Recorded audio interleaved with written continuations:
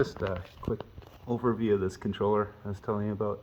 So you can see here it's got that first port. You can do analog out in it, but you can also program any of those input output points. For any of them can be a digital input. All these bottom ones can be outputs.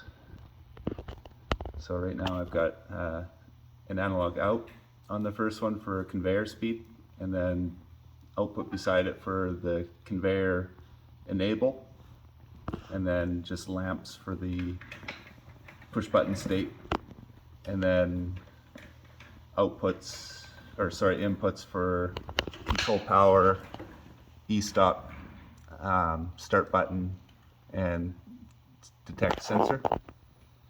So, and then 4 ports, so you can have up to 4 motors on one unit. So it's basically the same as having a VFD if you program it properly, but you can actually have a little bit more flexibility for speed control and positioning. And so on this one I'm just controlling these 2 motors. So if I hit start, oh, we got a little jam on there. So you can see it starts and stops them, and it's controlling the speed on them, as well as when I adjust my system. There's something screwed up here, hold on.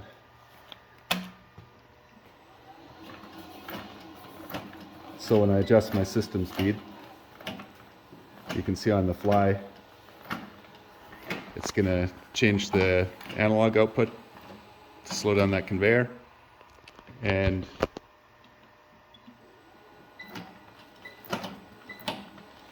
it's also going to change the roller speed here. All from that little controller doing all that. Plus you can hook up, I think, up to 8 expansion cards. So you could either do exactly the same board as this, or you can do just a plain digital I/O board. I think it has another 13 points per unit, and it's just a little Ethernet cable to hook them up. So you can see here I've got just a Delta HMI. It's kind of similar to an Allen Bradley or an Omron. It's all standard how an HMI would work. And so right now I have the HMI saving all the settings, so when I do my set points for my speed or into kind of the settings, this would be kind of like your recipe. It's going to save all these settings, so even if I power it off, it's going to save all those set points. Pretty sweet. It's cheap. That thing there, that little motor controller, is only $100 US, and it does all that, and it's fast. It's down to about a millisecond or less for scan time. So it's super fast. Great for if you need to do glue.